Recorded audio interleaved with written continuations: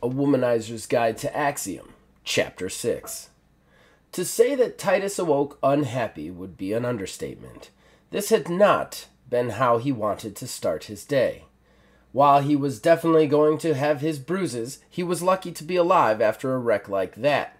Though, in truth, he did not feel lucky. He pulled himself up from the medium-sized grass, which had stained his shirt. He then pulled a twig out of his hair and sighed. He looked around him. The thief and driver were nowhere to be found, and neither was any sign of the cart or horses. He determined he must have been thrown quite a ways, but in which direction? Where was the road? A glint of something caught his eye in the grass a couple of feet from him. He crawled over to it and found the amulet Gael had been wearing laying on the ground. It had a strange eye design to it that made him feel as though it was staring at him. Brushing despondently at his ruined shirt, he sighed. All of this over a little trinket, he thought as he picked it up. Titus did notice that the stain on his shirt was small, and one a modestly talented laundress could take out. Where were those two women? Titus did a little mental math from his navigation training at the company. He discerned his position in relation to the town, but with the harrowing action of the cart chase had no way of finding the road again. To return to the port, it would be a long hike through the very dangerous island jungles for who knows how long. Alternatively, Titus could see some smoke trails from what was probably a settlement a mile or so to the west. Looking around, Titus weighed his options. Heading back to the port was, honestly, a pretty terrible idea. While the women had probably headed for the village to the west, he had to look around to be sure. A sudden twig snapped in the forest behind Titus, and the hairs on the back of his neck stood up. He spun just in time to see the last remaining pirate from the cart chase, bringing up his gun and thumbing back the hammer. Titus dove to the right as the gun fired. He barely felt the lead ball graze his shoulder as the impending danger pumped adrenaline again into his system. He landed in the sandy dirt and sparse grass of the jungle floor. The pirate had spent his shot. Titus knew it was now or never and scrambled to his feet, reaching for his rapier. The pirate also knew this and dropped his pistol, pulling his cutlass as he charged Titus. His first slash was hard and heavy and looking to end the nobleman quickly.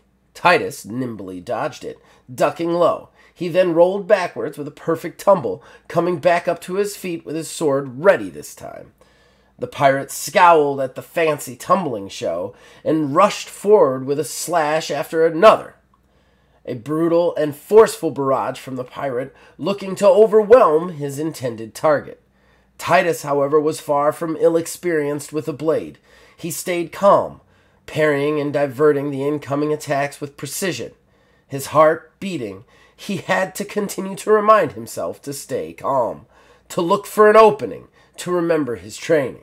The pirate finally took a huge overhand strike at Titus, who was already dancing under the blade and sliding around behind the pirate. A flash of his steel, and as he passed, the rapier caught the sword arm of his assailant, who yowled and dropped the blade. Titus brought up the point to the back of the pirate's neck. "It's over, mate." He allowed himself to smile, having bested this seasoned brigand would... The pirate's other hand went towards the spare dagger in his belt. "Don't. It's over." The pirate chuckled. "Pretty boy, don't have the guts." The pirate grabbed his blade and spun. Titus reacted on instinct, with an angry yell, pushing the tip of the fine blade into the throat of the pirate. His eyes went wide as he sputtered for air that would not come. He dropped the knife, the fight leaving him as quickly as his life. Titus pulled the blade out, and the pirate uselessly grabbed for the wound, trying to stem the flow of blood. He collapsed against the tree and slid down it. Titus stood in shock as the man ceased to exist in front of him by his hand.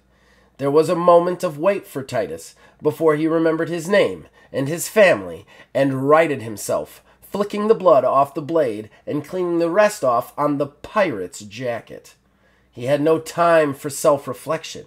He picked up the pirate's discarded gun and then checked his belt for ammo. Finding a few balls and powder wads, he loaded the weapon just to be prepared and set out to his next task.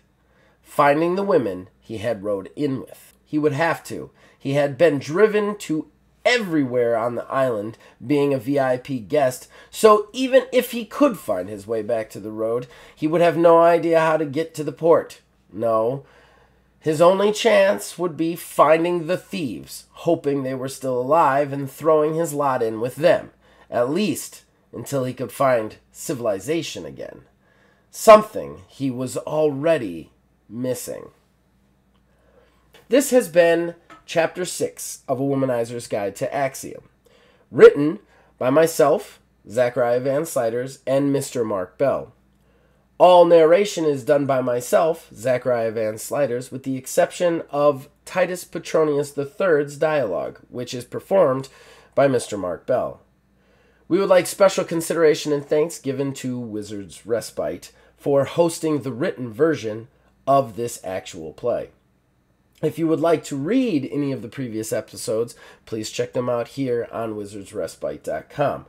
The narrations are also embedded. However, if you would like to catch up with the narrative form, I have created a playlist on my YouTube channel, Old Man Gaming. We will see you guys next week with another chapter.